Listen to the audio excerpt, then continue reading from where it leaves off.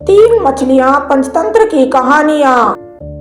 एक नदी के किनारे उसी नदी से जुड़ा एक बड़ा जलाशय था। जलाशय में पानी गहरा होता है, इसलिए उसमें काई तथा मछलियों का प्रिय भोजन जलीय सूक्ष्म पौधे उगते हैं। ऐसे स्थान मछलियों को बहुत रास आते हैं। उस जलाशय में भी नदी से बहुत सी मछलियां आकर रहती थी। अंडे देने के लिए तो सभी मछलियां उस जलाशय में आती थी। वह जलाशय लंबी घास व झाड़ियों द्वारा घिरे होने के कारण आसानी से नजर नहीं आता था। उसी में तीन मछलियों का झुंड रहता था। उनके स्वभाव भिन्न थे। अन्ना संकट आने के लक्षण मिलते ही संकट टालने का उपाय करने में विश्वास रखती थी। पृथ्वी कहती थी कि संकट आने पर ही उससे बचने का यत्न करो। यदि का सोचना था कि संकट को टालने या उससे बचने की बात बेकार है। करने कराने से कुछ नहीं होता। जो किस्मत में लिखा है वह होकर रहेगा। एक दिन शाम को मछुआरे नदी में मछलियां पकड़कर घर जा रहे थे। बहुत कम मछलियां उनके जालों में फंसी थी, अतः उनके चेहरे उदास थे। तभी उन्हें झाड़ियों के ऊपर मछलीखोर पक्षियों का झुंड जाता दिखाई दिया।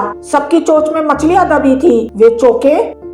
एक ने अनुमान लगाया, दोस्तों लगता है झाड़ियों के पीछे नदी से जुड़ा जलाशय है जहाँ इतनी सारी मछलियां पल रही हैं। मछुआरे पुलकित होकर झाड़ियों में से होकर जलाशय के तट पर आ निकले और ललचाई नजर से मछलियों को देखने लगे।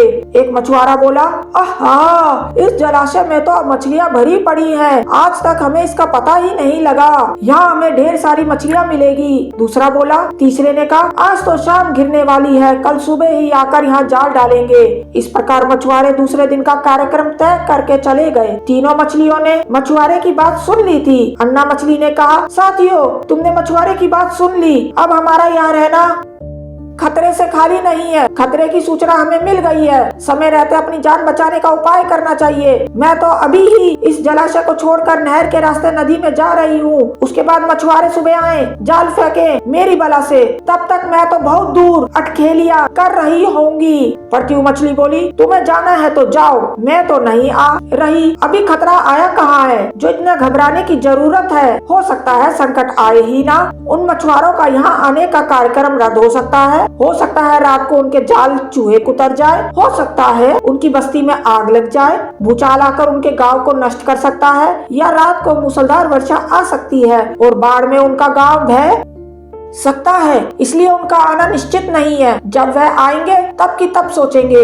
हो सकता है मैं उनके जाल में ही ना फंसूं। यदि ने अपनी भाग्यवादी बात कही, भागने से कुछ नहीं होने का। मछुआरों को आना है तो वह आएंगे, हमें जाल में फंसना है तो हम फंसेंगे। किस्मत में मरना ही लिखा है तो क्या किया जा सकता है। इस प्रकार अन्ना तो उसी समय वहाँ से चली गई। पृथ्वी और यदि जलाशय में ही रही। भोर हुई तो मछुआरे अपने जाल को लेकर आए और लगे जलाशय में जाल फेंकने और मछलियां पकड़ने। पृथ्वी ने संकट को आए देखा तो लगी जान बचाने के उपाय सोचने। उसका दिमाग तेजी से काम करने लगा। आसपास छिपने के लिए कोई खोखली जगह भी नहीं थी। तभी उसे याद आया कि उस जलाशय में काफी दिनों से एक मरे हुए ऊंट बिलाव की लाश तैरती रही है। वह उसके बचाव के काम आ सकती है। जल्दी उसे वह लाश मिल गई। लाश सड़ने लगी थी। पृथ्वी लाश के पेट में घुस गई और सड़ती लाश की सड़ांध अपने ऊपर लपेटकर बाहर निकली। कुछ ही देर में मछुआरों के जाल में पृथ्वी फंस गई। मछुआरे ने अपना जाल खींचा और मछलियों को किनारे पर जाल से पलट दिया। बाकी मछलियां तो तड़पने लगी, परंतु पृथ्वी दम साध कर मरी हुई मछली की तरह पड़ी रही। मछुआरे को सड़ांध का धक्का लगा तो मछलियों को देखने लगा। उसने निश्चल पड़ी मृत्यु को उठाया और सूंघा। आह, यह तो कई दिनों की मरी मछली है, सड़ चुकी है। ऐसे बड़बड़ाकर बुरा सा मुंह बनाकर उस मछुआरे ने पृथ्वी को जलाशय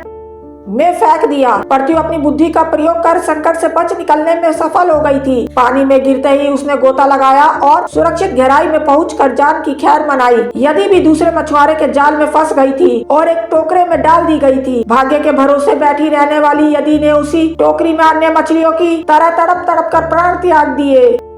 शिक्षा, भाग्य भी उन्हीं का साथ देता है जो कर्म में विश्वास रखते हैं और कर्म को प्रधान मानते हैं। भाग्य के भरोसे हाथ पर हाथ रखकर बैठे रहने वाले का विनाश निश्चित है। अगर आपको ये स्टोरी अच्छी लगी तो इस वीडियो को लाइक और चैनल को सब्सक्राइब करना ना भूलिएगा ताकि इस तरह की और भी स्टोरीज आपको मिल सके। Thanks for watching.